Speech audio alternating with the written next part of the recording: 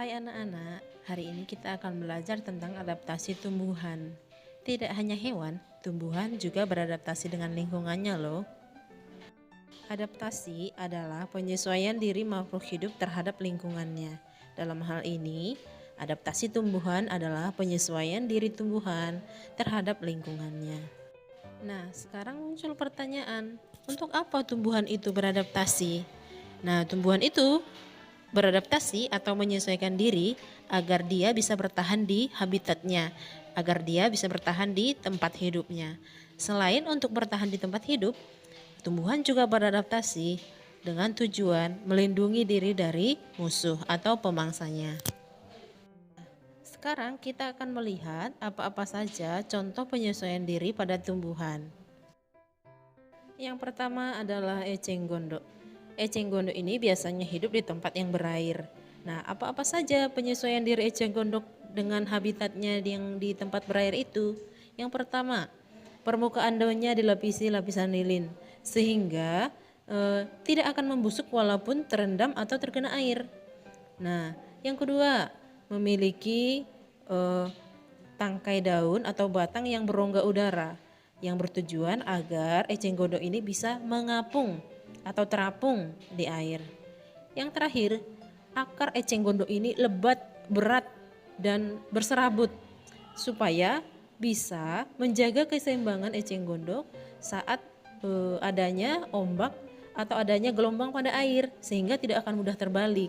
Karena apa? Karena akarnya sudah lebat dan berat. Yang kedua adalah teratai. Anak-anak coba perhatikan tuh gambar teratai. Daunnya lebar-lebar, kemudian terkena air. Nah, apa saja bentuk penyesuaian teratai terhadap lingkungan yang berair itu?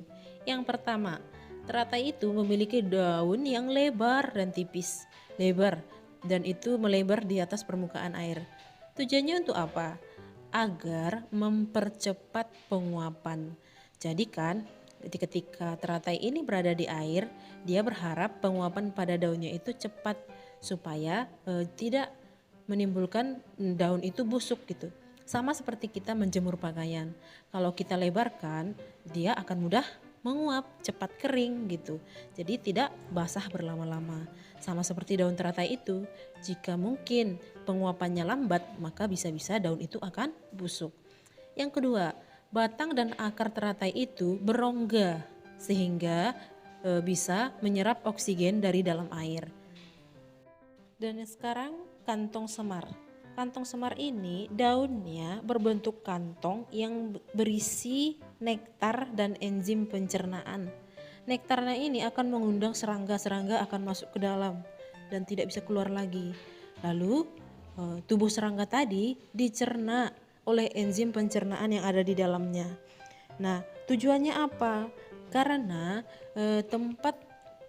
tempat hidup kantong semar ini biasanya sedikit saja unsur nitrogennya. Jadi dengan dia mencerna atau memakan serangga tadi, kebutuhan akan nitrogennya akan tercukupi.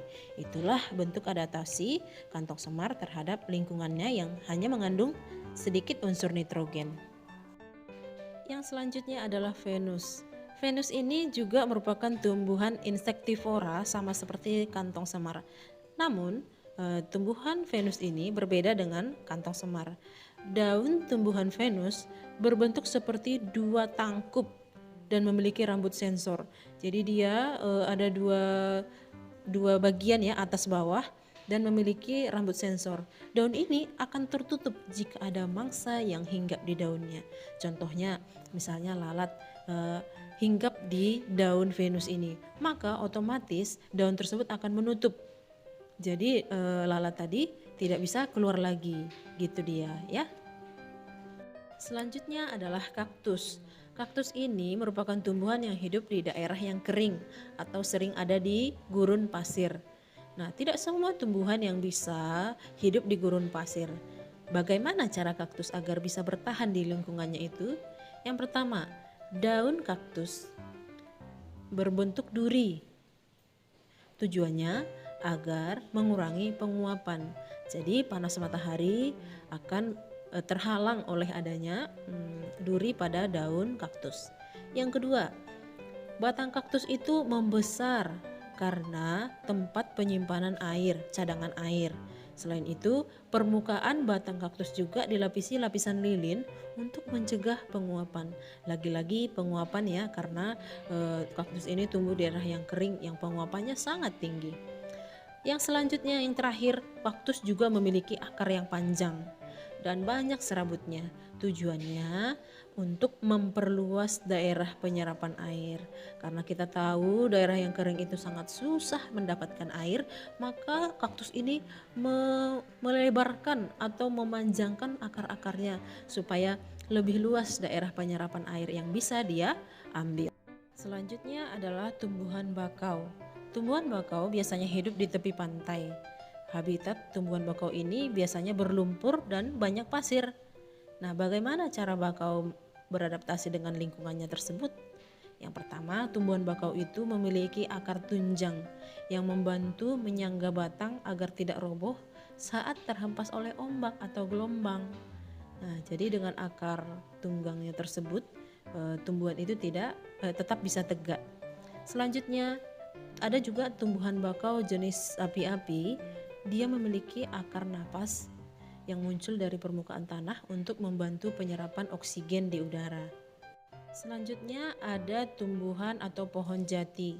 Pada musim kemarau, pohon jati ini selalu menggugurkan daunnya atau sering disebut meranggas. Kenapa digugurkan?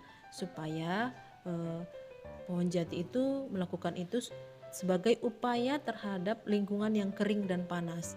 Jika daun digugurkan, otomatis penguapan air akan berkurang. Gitu. Nah, selain pohon jati ada juga pohon-pohon yang melakukan hal yang sama, yaitu menggugurkan daunnya pada musim panas, seperti pohon kapuk, pohon mahoni, pohon kedondong, dan lain-lain. Selanjutnya ada tumbuhan Rafflesia atau sering disebut sebagai bunga bangkai.